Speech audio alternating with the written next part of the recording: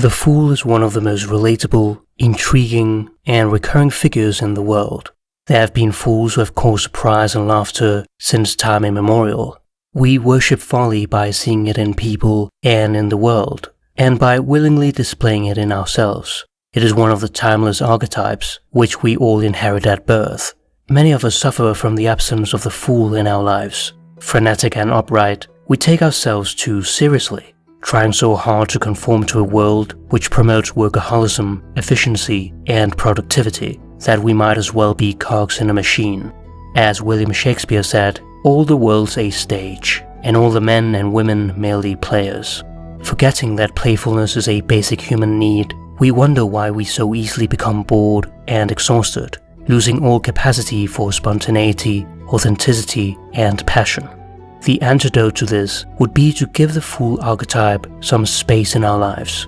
To be in a balance and not become excessively foolish and irresponsible, we need to develop the archetype of the sage, who, despite being wise, recognizes the limits of his knowledge and can laugh at himself every now and then. Archetypes are not part of a mechanical system, but pieces of life itself, images that are integrally connected to the living individual by the bridge of the emotions. The character of the fool is complex, and various characteristics have been attributed to the fool: that he is dull-witted, inarticulate, unable to conform to the conventional standards of behavior, and that he has a natural simplicity and innocence of heart. The derivation of the word fool is the Latin folis, meaning a pair of bellows expelling empty air. Extended to people, it implies an empty-headed person with insubstantial thoughts. At the same time, bellows furnish the oxygen needed for combustion, in much the same way that the fool fires us up. In 1511, the Dutch scholar Erasmus published In Praise of Folly, which became hugely popular and is a profoundly penetrating examination of the fool in Western literature. Folly introduces herself, and since nobody ever praises folly, she begins by praising herself, arguing that life would be dull without her. Folly criticizes everyone, and Erasmus's close friends warned him of the possible dangers of attacking the church. However, even religious figures found the work amusing. Friendship and marriage contain a certain amount of folly, because we tend to overlook the defects of our friends and loved ones and consider them small vices in comparison to other people. Intellectuals are foolish in their pursuit of knowledge, spending years going to the library, doing research, thinking that what they're doing is tremendously important, so that a few other intellectuals over a century will read their book and think very highly of it. Folly compares philosophers to theater critics, who unmask the characters on stage and ruin the actor's performance. They are boring and annoying. Philosophers don't seem to understand how the illusions that help make life more bearable are useful, even if they distort reality. The fool seems to be infinitely freer and happier than those who are burdened by wisdom. They are the life of the party. Fools always speak the truth because they lack the wisdom to craft lies and seek to manipulate others.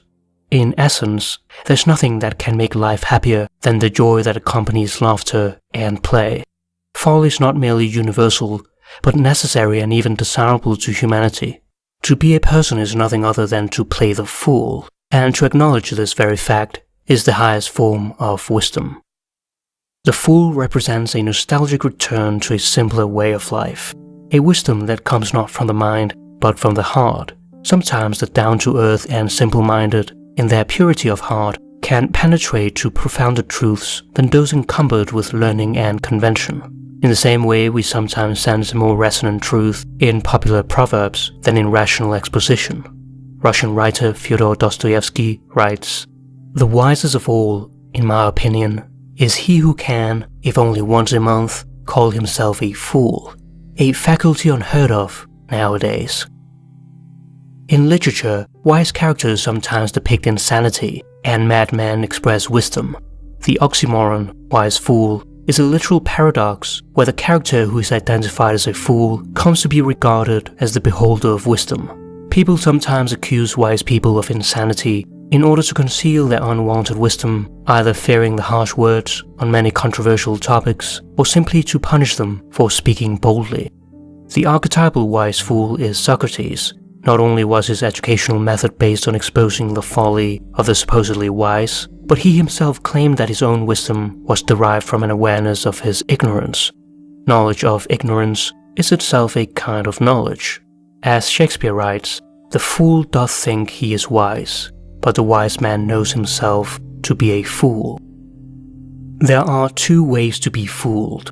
One is to believe what isn't true, the other is to refuse to believe what is true. When there's an uncomfortable truth that needs to be spoken, and those in power are afraid to speak about it, it is usually the fool who steps in. There's something heroic about this. It is the fool who speaks a truth nobody else dares to utter, and this brings instant relief, because people know it has to be said. Generally speaking, we can distinguish between two types of fools: the natural fool, who lacks social awareness and occasionally utters the truth being unaware of social conventions, and the professional fool, whose job it is to make harsh truths more palatable by disguising them with humor and wit. One follows his heart, the other his mind. The greatest fools are oftentimes cleverer than the people who laugh at them. The fool is fearless in speaking the truth. In fact, the great secret of the successful fool is that he's no fool at all. As the great English visionary artist William Blake writes, "If the fool would persist in his folly, he would become wise." The fool, the clown, and the trickster share similar traits. They are sources of humor, inevitably eliciting laughter, serving as catalysts for comic catharsis. However, they also express a duality: folly and non-folly, order and disorder. What may seem like a joke can in fact be a warning. Danish theologian and philosopher Søren Kierkegaard writes, "A fire broke out backstage in a theater. The clown came out to warn the public. They thought it was a joke and applauded. He repeated it. The acclaim was even greater. I think that's just how the world will come to an end, to general applause from wits who believe it's a joke." Professional fools can bring a sense of awareness to what is going on in the world and where we are headed. Many of them, however, come from a place of tragedy. The contradictory association between comedy and mental disorders, such as depression and anxiety, is known as the sad clown paradox, where comedy can act as a defense mechanism to remove suppressed feelings of rage and aggression. People may respond with laughter to the clown, yet harbor feelings of pity, fear, or repulsion, evoking ambivalent reactions. Some people, in fact, suffer from coulrophobia, the overwhelming fear of clowns. In this day and age, clowns are a constant source of horror in books and movies. Perhaps this is because the modern clown's role is always the same: to entertain others by being the subject of laughter, and he's not always successful at it. The clown has to sacrifice his well-being by always having to put on the same face and play the same character. This one-sidedness can take its toll mentally, and the clown slowly becomes enveloped by his shadow, the dark side of his personality. The evil clown archetype is best portrayed in The Joker, one of the most recognizable villain characters in popular culture. In medieval theater, clowns would not only make spectators laugh, but sometimes also snatch them off with them into a hellmouth, the entrance of hell envisaged as the gaping mouth of a monster, which scared the audiences. Thus, their light and dark sides were balanced. The fool and the trickster have a few psychological differences as well. Generally speaking, the fool is presented as an innocent or naive figure who wouldn't hurt a fly, while the trickster is intentionally deceptive and seeks to trick others and laugh at them. The trickster loves engaging in what the Germans call Schadenfreude, literally harm joy, in which one obtains pleasure from learning or witnessing the misfortunes, failures, or humiliation of another person. A trickster may console others when they fail and hide that internally he feels joy. When there is an opportunity to play a trick on another person, the trickster immediately seizes the opportunity. The fool, however, is not interested in laughing at a person, but rather laughing with the person, or laugh at himself. To laugh at oneself helps to break the ice, because it not only removes one's own persona, but also the audience's social mask, allowing for genuine behavior. This courageous feat throws one in a vulnerable state, which allows others to open up and receive a message more profoundly. While the fool likes to entertain others and is usually the butt of a joke, the trickster, on the other hand, seeks primarily to entertain himself, even if it is at the expense of others. The The fool is able to have a sense of humor even in difficult situations, which radiates hope in others. In a tense atmosphere, the person who is hurt takes the risk to make a joke, even if it means making a fool of himself, not just to set himself at ease, but also to bring relief to others. When a person acts like a fool through some kind of outward action, it is immediately apparent to the audience. With the trickster, it is more ambiguous. He plays like a fool in order for people to fall into his trap. The trickster tricks others who never expect to be tricked. In medieval times, the court jester's job was to entertain the aristocracy in a wide variety of ways: music, storytelling, satire, comedy, or juggling and acrobatics. It was believed that keeping a fool in the premises warded off the evil eye. This is no antiquated superstition. It represents a psychological truth of enduring value. It is usually a good idea to place the fool out front where we can keep an eye on him. We must make room for the renegade factor in ourselves and admit him to our inner court, where he can bring us fresh ideas and new energy. Without the fool's blunt observations and playfulness, our inner landscape might become a sterile wasteland. During the Middle Ages, the Feast of Fools would be celebrated by the lower clergy on New Year's Day to ensure society against unexpected uprisings of latent destructive urges. All conventions were temporarily suspended. The natural order of things was turned upside down. Sacred rituals were parodied in obscene fashion. Church authorities were ridiculed, and all underdogs were allowed to give vent to year-long repressions of hostility, lust, and rebellion. These blasphemous celebrations were eventually driven underground by the church.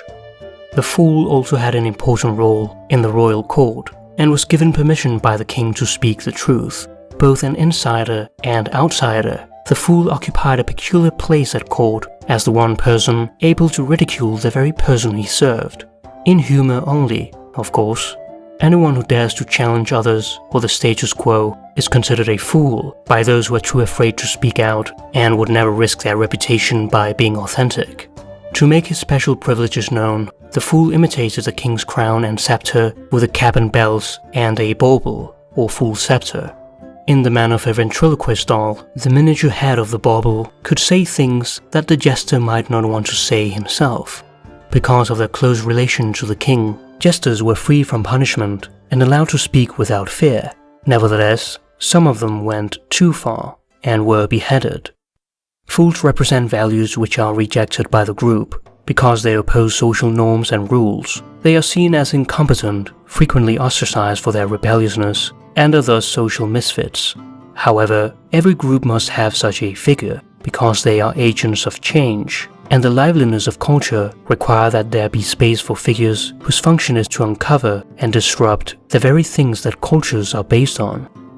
Court jesters usually had some sort of physical deformity. They came from poor families and were financial burdens, but because of their unusual bodies, they were used as natural fools to create amusement.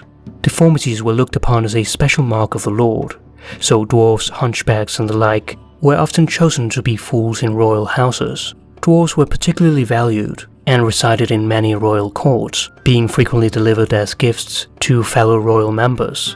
They stood next to the king, who would then appear much larger, enhancing his powerful position. These maimed ones proved to be human beings of unusual depth and wisdom, excluded by their physical handicaps from the activities and interests of the average person. Through their loneliness and suffering, these people were forced to discover resources within themselves. In Shakespeare's tragedy, King Lear, the king's relationship with the fool is one of friendship and dependency. When the king is left with his knights, he is a terribly lonely figure and keeps asking where the fool is. The king wants the fool to accompany him everywhere, acting as his alter ego.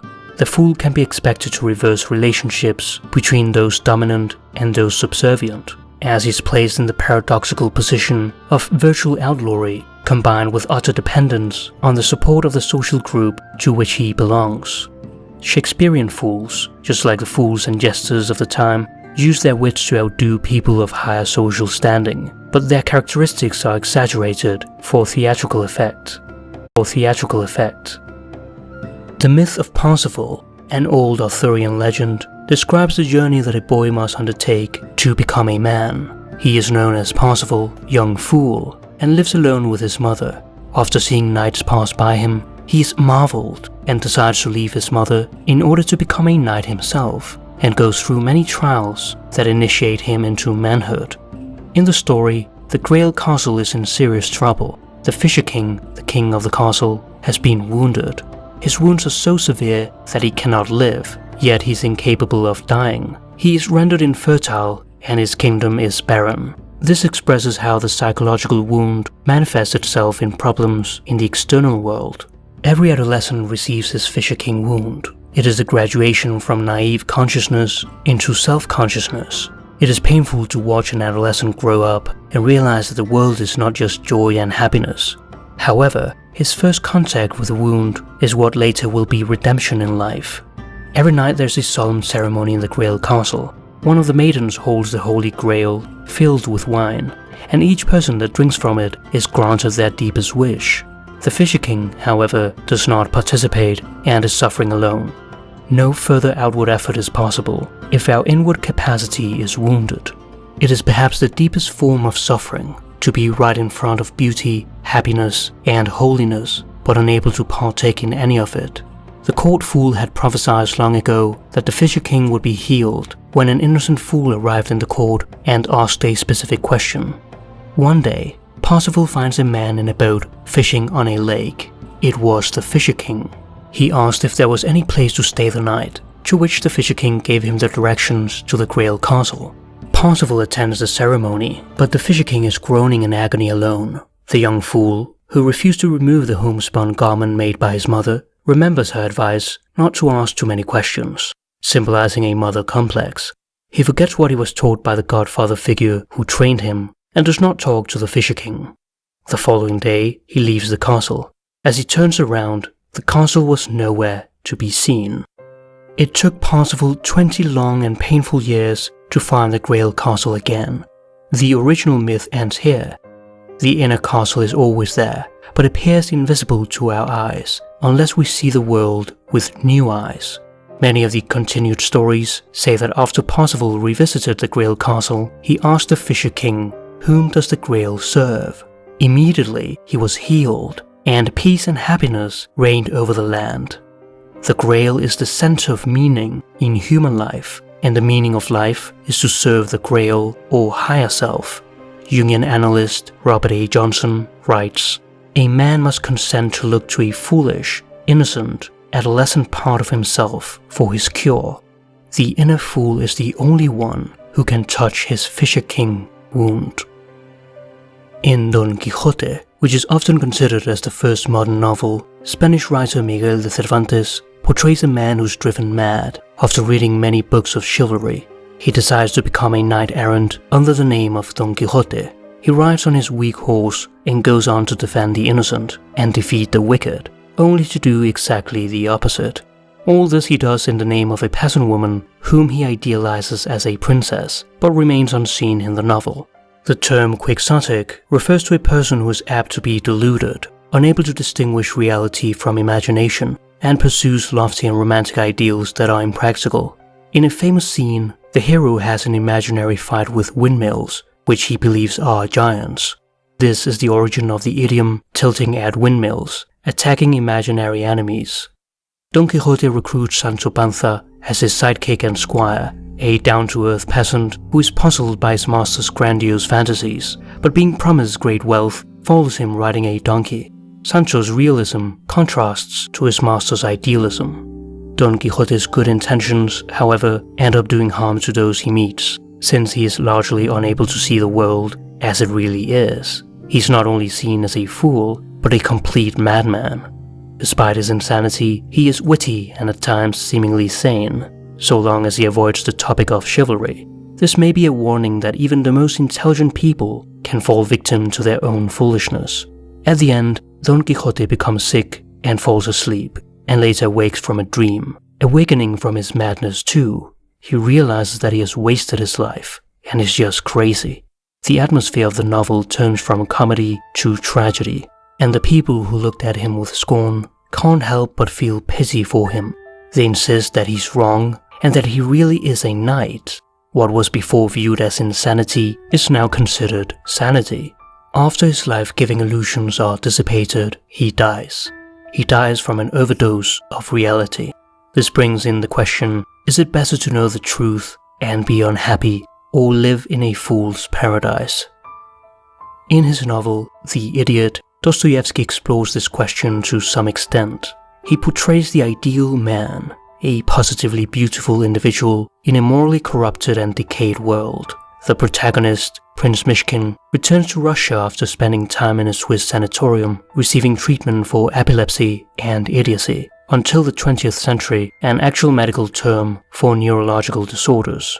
Starting with a train ride to St. Petersburg, he's thrown headfirst into the corruptness of society. The character appears different from other virtuous fools in fiction by emphasizing innocence rather than comicality. Dostoevsky writes, "First of all, this prince is an idiot, and secondly, he is a fool, knows nothing of the world, and has no place in it." Myshkin's open-heartedness, innocence, and lack of social experience is an instrument of satire, standing in sharp contrast to the corrupted, cold, money-hungry, manipulative, and egocentric society he finds himself in. The prince is frank, open, and unable to hide his true feelings behind a persona in order to impress others. He says what is on his mind, regardless of the social setting. This leads people to call him an idiot, even though he has deep insights about human nature and what it means to be a true Christian. The antithesis of Myshkin is Ippolit, a young atheist and nihilist in the final stages of tuberculosis and near death. He loses his will to live and rebels against society, nature, and God, and famously states, "It is better to be unhappy and know the worst than to be happy in a fool's paradise." Prince Myshkin, on the other hand, does not understand why someone would choose to be unhappy. Instead of philosophizing, the prince spends a considerable time with sinners, serving as their moral and spiritual guide. It is the small acts of kindness that truly matter in the world. Redemption is a key theme in the novel, to save the soul from the state of sinfulness through humility and compassion. In the most popular line of the book, Dostoevsky writes, "The prince assures us that beauty will save the world." In many fairy tales, we see three brothers, the youngest being a simpleton whom everybody laughs at, but it is always this fool who becomes the hero in the story. He is the foolhardy brother who rushes in where angels fear to tread, and by doing so, wins the hand of the princess and her kingdom. The fool seems to possess magical powers, and has Lady Luck on his side. His spontaneous approach to life combines wisdom, madness, and folly. When he mixes these ingredients in the right proportions, the results are miraculous. But when there's one-sidedness, everything can end up in a sticky mess. One of the most beloved figures in Russian folklore is Ivan the Fool. The Russian writer Leo Tolstoy wrote a story titled Ivan the Fool, alluding to this figure. In the story, Ivan is the youngest and third son in a peasant family. He is taken advantage of because of his naivety, kindness, and capacity to easily forgive others, even at his own expense. His brothers are tempted by money and military power. However, Ivan lives a simple way of life. He lives on a farm, taking care of his old father and mute sister, and works in the fields. When the two brothers run out of money, they insist on getting their share of their father's wealth. The father objects because it is Ivan and his sister who have helped him. Ivan, however, agrees to his brother's demands. The old devil, seeing Ivan's generosity and lack of conflict between the brothers, sends a little devil to each brother to start a feud. The two devils succeed in tempting the two brothers with greed and power, and they get into trouble. Ivan, who is stricken with illness by the devil, only works harder and overcomes all obstacles. The three little devils get together in order to defeat Ivan, but they all fail. As Ivan finds each devil one by one, they beg for their life and tell him that they'll grant him any wish if he spares their life. And so, Ivan is granted a wish and innocently utters, "God bless you," which makes them vanish. He can make gold out of leaves and soldiers out of straw, and decides to give the gold coins to the village peasants and conjure up soldiers to sing and dance. Finally, the old devil loses his patience and goes to Ivan, but is also defeated. While Ivan relies on his heart and believes in legends and mythical beliefs, the brothers focus on their minds and practicality. Ivan ends up marrying the Tsar's daughter. The man who has nothing receives everything. The fool becomes the hero. In tarot, the Fool is commonly depicted as a man holding a white rose, symbolizing innocence and purity, and a small bundle of possessions in the other. He is willing to sacrifice everything for the trip. He walks merrily looking up at the sky, living in a fool's paradise, absorbed in all the great adventures that await him. At his heels, a dog tries to draw his attention because he's about to fall off a cliff. Tarot derives from the 15th century Italian illustrated playing cards known as trionfi, inspired by theatrical festivals and used for entertainment. They were later called tarocchi, from which tarot is derived, and whose root taroch translates to foolishness. Therefore, tarot is also called the Fool's Journey. In the 18th century, the occult practice of cartomancy started to rise to prominence, and mystics referred to the 78 cards as arcana, the first 22 being the major arcana and the remaining 56 the minor arcana. The Fool has the number 0, and in most decks is the first of the 22 major arcana cards, the last of which is the World. In the last card, there's a large laurel wreath symbolizing wholeness, in which the Fool, who is androgynous, becomes the cosmic dancer and the anima mundi, world soul. However, just as the journey towards wholeness ends, it begins anew, for it is a lifelong process. The Fool is both the beginning and the end of the journey. He is heroic because he jumps off the place of comfort into the place of the unknown. The Fool's journey is similar to the monomyth of the hero's journey, in which the hero has a call to adventure and must leave the safety and comfort of the ordinary world and enter into the unknown and difficult territory of the special world. Here he must defeat his dragon, worst fear, event, person, or memory long avoided, and gather the gold, the treasure hard to attain. The journey is a psychological and spiritual death and rebirth, in which an old aspect of oneself dies, giving birth to a new and more capable self.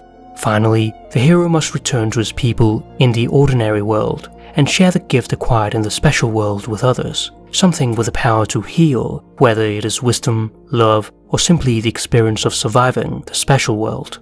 The Fool is a wanderer, energetic, ubiquitous, and immortal. He is the most powerful of all the tarot trumps. The Fool is always in a process of becoming and is considered as the initiation into the great mystery of life, and the major arcana can be viewed as pictures representing the typical experiences encountered along the age-old path to self-realization, or what Swiss psychiatrist and psychologist Carl Jung called individuation.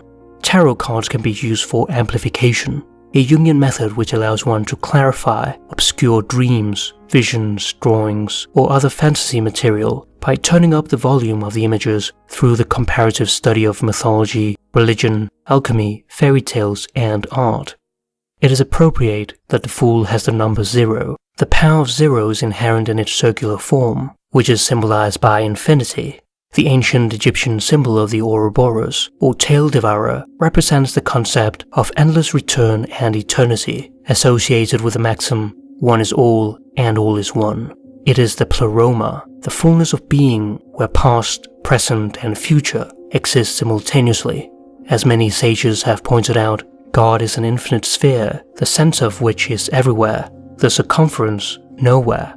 A circle with a dot at its center is the universal sign for the sun, source of all warmth, light, and power. This hieroglyph also stands for the world egg, from whose fertile center all creation arose and continues to arise, and is related to paradise, that blissful state of unconscious nature which humanity experienced before falling into the reality of consciousness. It is the primeval womb where we all lived once upon a time outside space and time.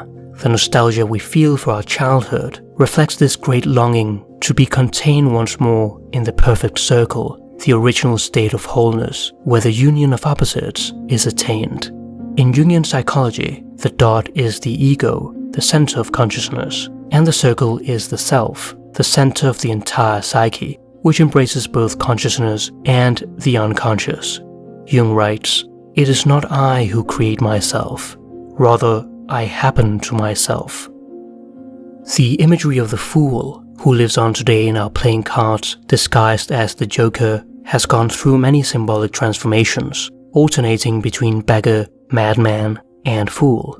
The Visconti Sforza tarot, which date from the 15th century, are believed to be the oldest surviving cards, though no complete deck has survived. Here, the fool is depicted as a beggar or vagabond, wearing ragged clothes and stockings without shoes. He carries a stick and has feathers in his hair, which may relate to the notion of the wild man.